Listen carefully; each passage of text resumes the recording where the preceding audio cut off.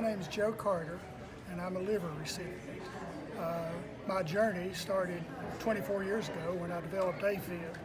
AFib is a fairly common heart arrhythmia, so you're probably wondering what that's got to do with a heart or a liver transplant. But one of the medications they used to treat the AFib, side effect of it, although it's rare, was it could cause liver damage, and that's what happened to me.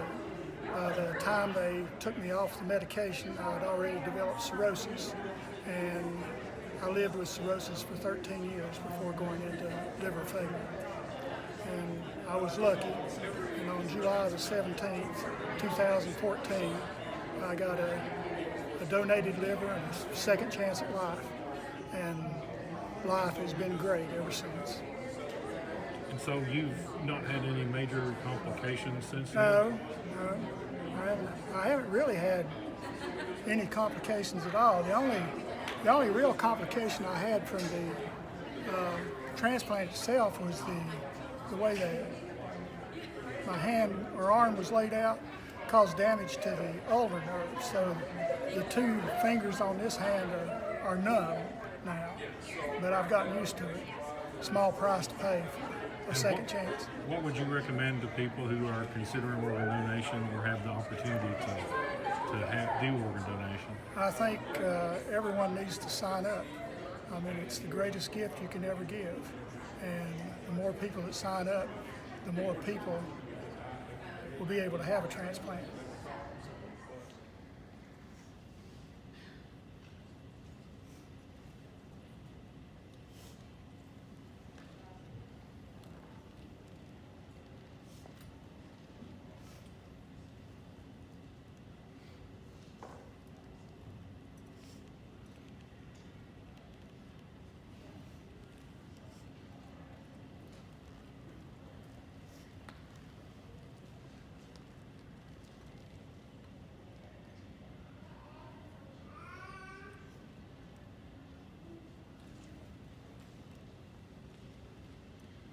I choose yellow because Jimmy was my sunshine.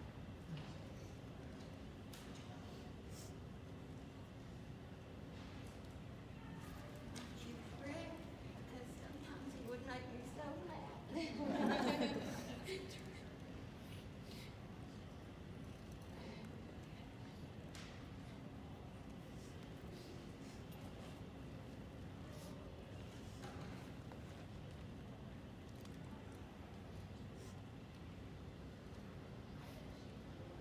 I think I'd choose white because despite all his faults,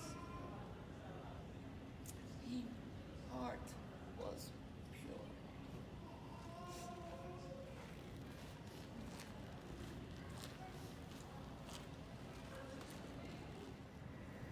And for me, it started back in 2004 when I thought I was suffering from bronchitis. Out traveling, I couldn't put my back against the seat of the airplane. I could not lay flat anymore. Walking, I was on a trip in Atlanta and someone turned around and looked at me and said, "Are you going to die here or are you going to be okay?"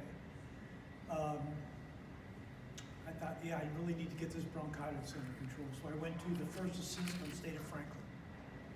They told me it wasn't bronchitis. So from there, they told me to go to Johnson City Medical. Within 24 hours, I was airlifted down to Duke University. And then after 8 weeks there, they sent me home with a defibrillator in my chest. And I spent the next 11 years, 9 months, and 23 days waiting for a heart. The first several years I was in denial. I didn't need this, everyone's wrong. And then it became clear that I needed it. And I slowly started going downhill. When I was Joe Carter and I were at an event talking about the importance of organ donation.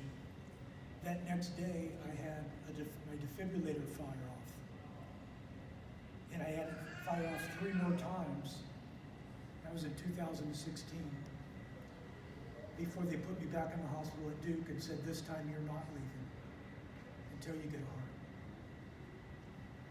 It was another 8 weeks or so when I got the call.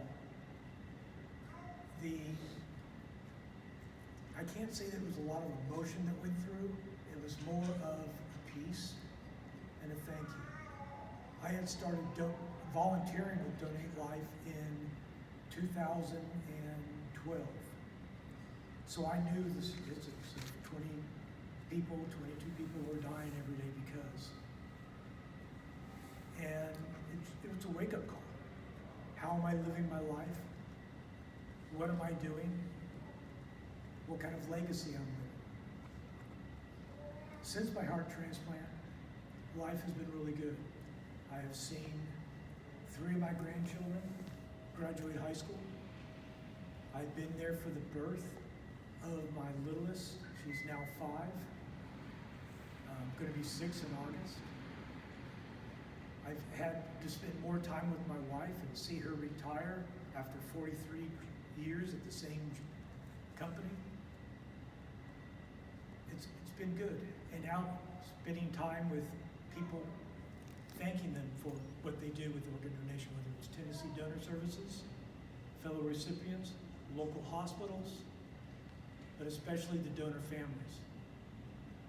I think of my donor every single day. My mornings wake up with a simple thank you, I love you, and I hope to make you proud. I know my donor's with me, and I really try every day to do everything I can. I don't know who it was. I now know that he was 21 years old. And I thank him daily. At 21, I had a baby. So I pray for the man's family, and if he had babies, those babies as well.